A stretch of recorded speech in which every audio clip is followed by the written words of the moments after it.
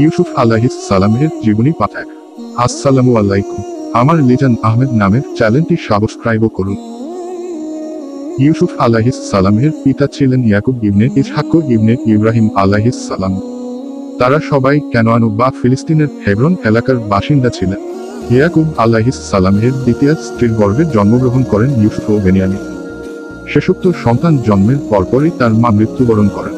পরে ইয়াকুব আলাইহিস সালাম তার স্ত্রীর অপর এক বোন লায়লাকে বিবাহ করেন।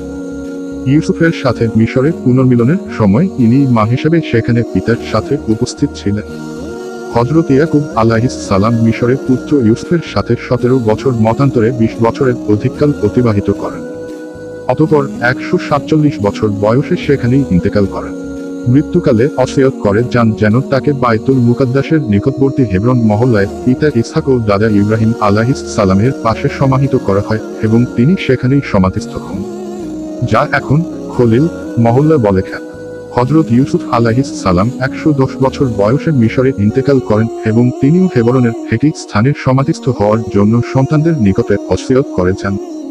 এর দ্বারা বাইতুল মুকাদ্দাস অঞ্চলের বরকত ও উচ্চ মর্যাদা প্রমাণিত হয়। হযরত ইয়াকুবের বংশধরগণ সকলে বনু ইসরাইল নামে খ্যাত হয়। তার 12 পুত্রের মধ্যে মাত্র ইউসুফ নবী হয়েছিলেন। তার রূপ লাবণ্য ছিল অতুলনীয়। রাসূলুল্লাহ সাল্লাল্লাহু আলাইহি ওয়াসাল্লাম বলেন, আমি মিরাজ রজনীতে ইউসুফ আলাইহিস সালাম এর সাথে সাক্ষাৎ হলে দেখলাম যে আল্লাহ তাকে সমগ্র বিশ্বের রূপ সৌন্দর্যের অর্ধেক দান করেছেন। উল্লেখ্য যে সাহাবী বারা ইবনে আয়েব রাজি আল্লাহ তাআলা রাসূলুল্লাহ সাল্লাল্লাহু আলাইহি ওয়াসাল্লাম এর চেহারাকে পূর্ণ চন্দ্রর সাথে তুলনা করেছেন, যেদিকে ইঙ্গিত করেই ফার্সি কবি গেছেন।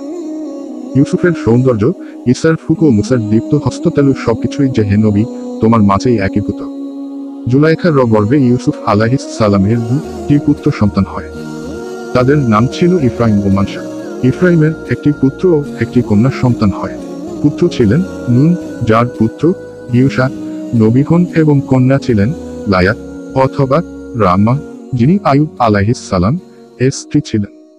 উল্লেখ্য যে বিগত নবীদের বংশ তালিকার অধিকাংশ নিশ্চিতভাবে প্রমাণিত নয়। আল্লাহ সর্বাধিক অবগত। ভিডিওটি ভালো লাগলেই সাবস্ক্রাইব করুন। আসসালামু আলাইকুম।